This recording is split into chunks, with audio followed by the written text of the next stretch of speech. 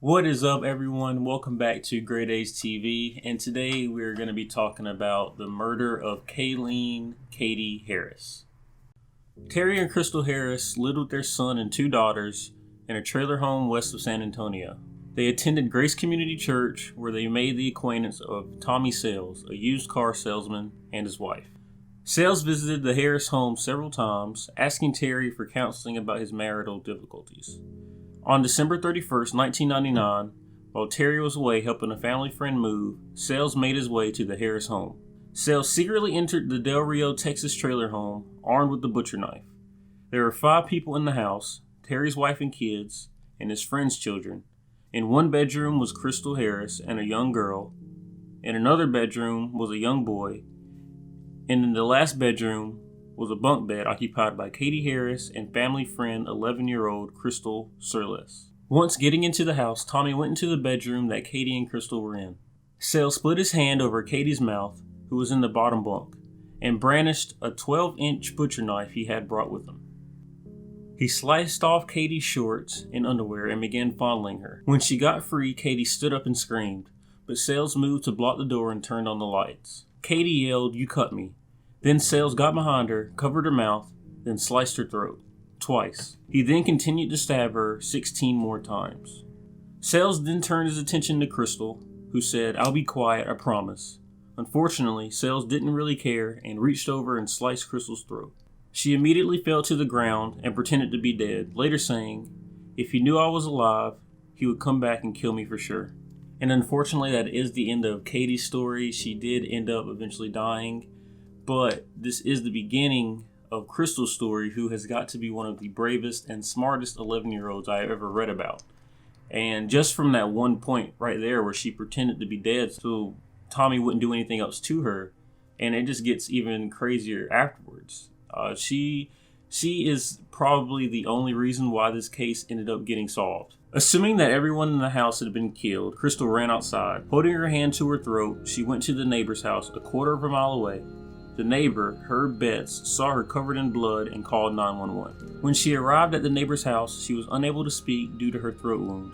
She instead took a piece of paper and wrote 3 sentences. The first sentence, "The Harrises are hurt." The second sentence, "Tell them to hurry." And the third sentence, "Will I live?"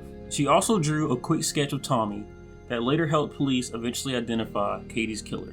Betts, the neighbor, kissed her on the forehead and assured her repeatedly that she would be alright. "I didn't believe it," Betts said later in an interview. "I thought she'd die on my kitchen floor." Medical responders took Crystal to a hospital in Del Rio. She was then flown by helicopter to a hospital in San Antonio for surgery to repair her severed windpipe. At the Harris home, Katy was dead. No one else was harmed, and nothing was missing from the house except for the 2 window screens. From her hospital bed, Crystal used pen and paper to write a description of Katy's killer, and a police artist used that description to make a sketch. Meanwhile, Terry Harris, Pam Surles, and Doug Luker heard about the crime while on the road and immediately turned around and hurried back to Texas. Luker told Texas Ranger John Allen that the sketch and Crystal's description reminded him of the man he met at the gas station the evening they left for Kansas. He thought the man's name was Tom or Tommy, and he worked as a salesman at a used car lot. Allen obtained the full name of the salesman from the car lot owner, and then obtained his photo from a crime database.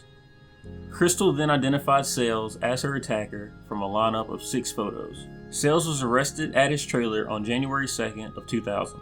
During the ride to the Vail Verde County Sheriff's Office, he turned to Lieutenant Larry Pope and said, "Well, I guess we've got a lot to talk about." Sales confessed to killing Katy Harris and attacking Crystal Surles. He went with police to the residence and gave a videotaped reenactment of the crime, which aligned with Crystal's account. The confession was only the beginning, however. Over the next few months, Sales confessed to a string of murders all over the United States, spanning 3 decades. He used the nickname Coast to Coast for himself to describe both his migratory lifestyle and his trail of killings. He traveled by hopping trains and stealing vehicles, and made money by working, panhandling, or stealing. He told his lawyer, who advised him to be quiet, that he was glad he was finally caught. "I want this over," Sales said.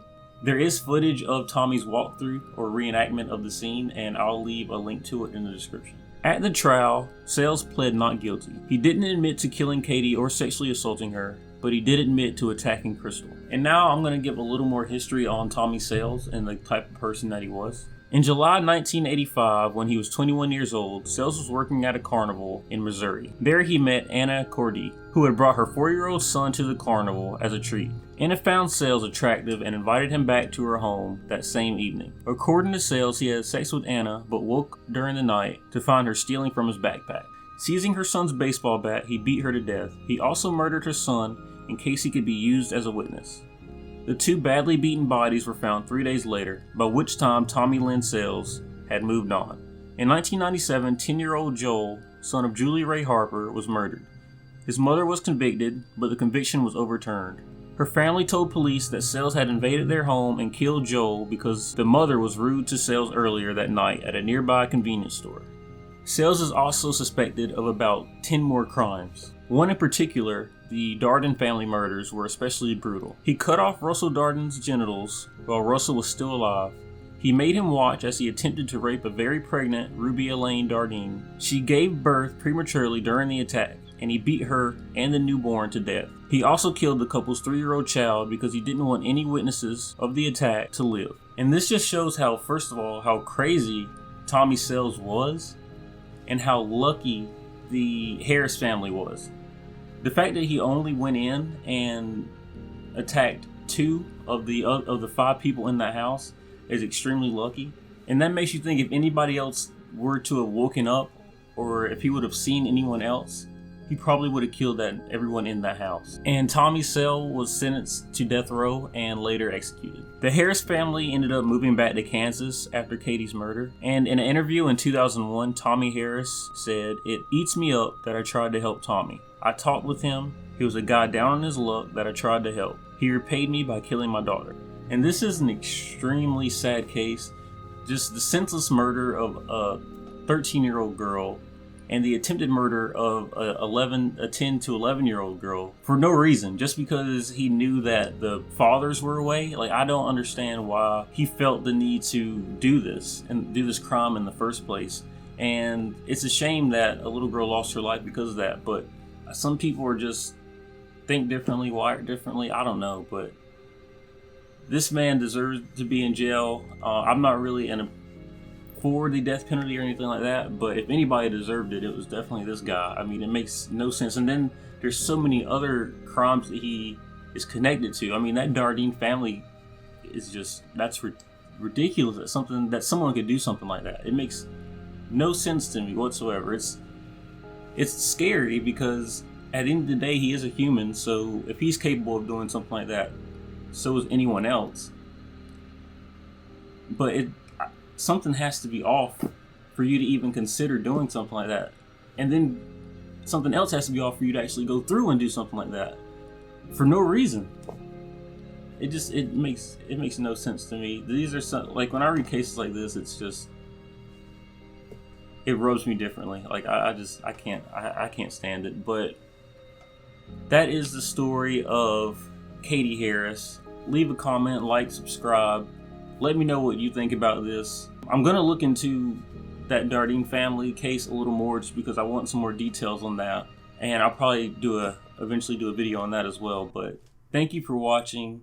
Be sure to tune in. I have a bunch of other videos coming out. Watch the other videos that I made earlier if you hadn't seen those yet. And I'll see you next time.